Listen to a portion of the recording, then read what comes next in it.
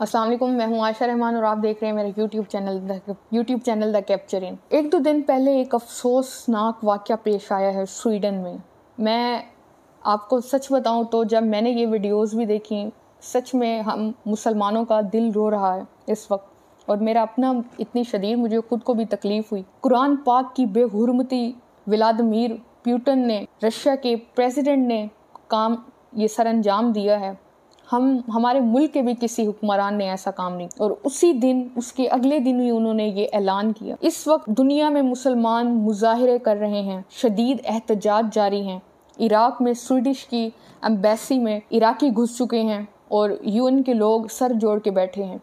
ये तफसीलात मैं आपको आगे चल के बताती हूँ। उससे पहले चैनल को सब्सक्राइब करें, पेज को भी लाइक करें ताकि आपके पास इस तरह की अपडेट्स टाइमली पहुँच। अब होता क्या है नाज़रीन, स्वीडिश में एक बदबख्त, एक घटिया शख्स कुरान पाक को उठा के ज़मीन पे मारता है और उसके जो सफ़े हैं उनको फाड़ के उन पे अपने पाँव से उनको मसलता है। बहुत ही अफसोसनाक वाक़या पेश आया और मुसलमानों के और हम सबको शदीद तकलीफ़ हुई है इस अमल से।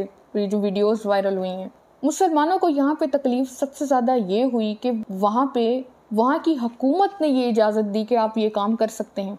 हुकूमत को चाहिए था इन चीज़ों पे पाबंदी लगाएं। स्वीडिश का कानून वैसे तो बहुत सख्त है, मुसलमानों के लिए भी काफ़ी कानून उनके लिए मौजूद है, लेकिन कुरान पाक की बेहुरमती की ये लोग या मुसलमानों के मज़हब के हवाले से उनको तकलीफ़ पहुंचाने में ये लोग कोई इन्होंने कानून पास नहीं किया हुआ। अब ये जो शख्स है ये पहले इराक में रिफ्यूजी था, वहाँ से फिर ये स्वीडन गया, वहाँ की इसने नेशनैलिटी ली और फिर इसने ये काम सरअंजाम दिए। और ये भी कहा जा रहा है कि ये एक एजेंट के तौर पे भी ये काम करता था अफ़गानिस्तान और बाकी मुल्कों में। ये शख्स खुद को एथियस्ट कहता है।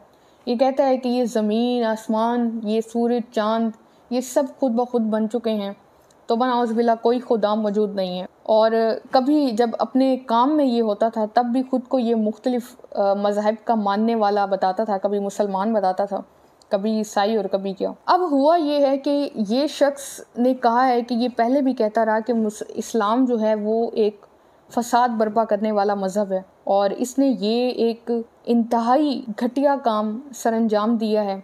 और यहाँ पे देखें आप कि मुसलमान, हमारा मुल्क का, पाकिस्तान का मतलब ही यही है ला इलाहा इल्लल्लाह। लेकिन हम लोग आज जिस पस्ती में गिरते जा रहे हैं उसकी सबसे अहम वजह यह है कि हम लोगों ने इन चीज़ों पे एक्शन लेना बंद कर दिया। हमें चाहिए था कि हम शदीद एहतजाज कर, हमारे एहतजाज की बजाय रूस ने करारदाद पास कर दी है।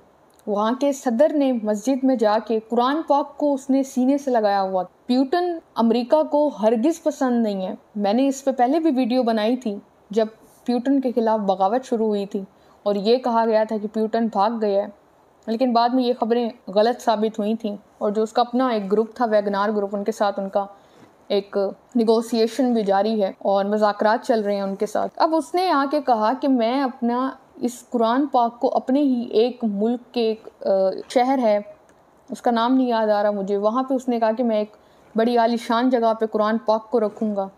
मज़ीद उसने अहम बयान दिया कि रूस में हरगिज़ मुसलमानों या कुरान पाक या इस्लाम के लिहाज से कोई भी बात की जाएगी इस्लाम के ख़िलाफ़ या मुसलमानों के, जिनसे मुसलमानों को तकलीफ़ होगी, वो बहुत बड़ा जुर्म है।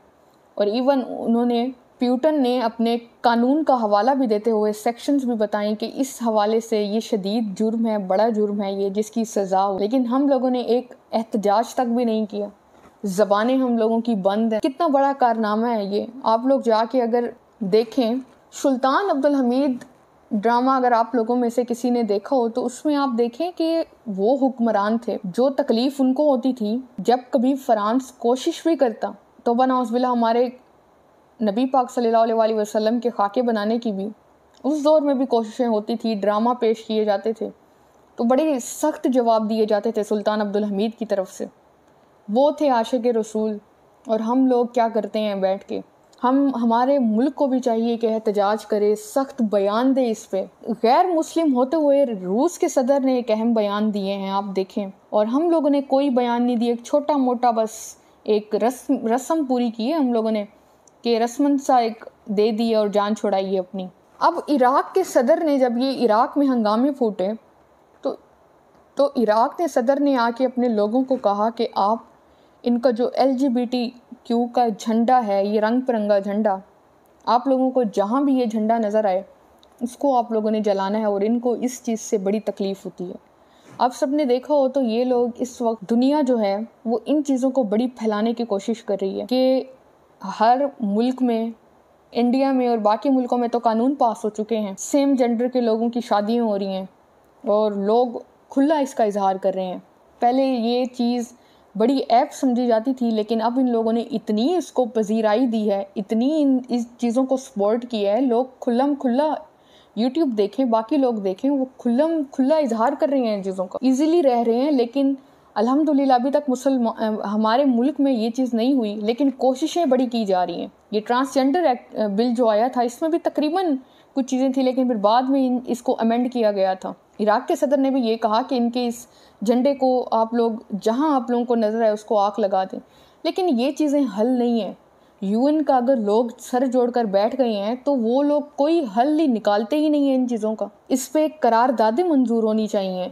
عمران خان نے جو بیان دیا تھا UN میں ٹھہر کے، جو انہوں نے خطاب کیا تھا، بڑا اہم خطاب تھا۔ انہوں نے صاف بتایا کہ ہم مسلمانوں کو کتنی تکلیف ہوتی ہے جب یہ ہمارے نبی پاک صلی اللہ علیہ وآلہ وسلم کے خلاف ان کی شان میں کوئی گستاخی کرتے ہیں یا قرآن پاک کی بے ادبی کرتے ہیں۔ لیکن اس وقت ہماری حکومت تو کوئی خاص بیان نہیں دے رہی۔ پیوٹن کے تو سخت دشمن ہیں، لیکن اگر حقیقت میں آپ لوگوں کو بتاؤں تو پیوٹن بڑا اچھا کام سر انجام دے رہا ہے۔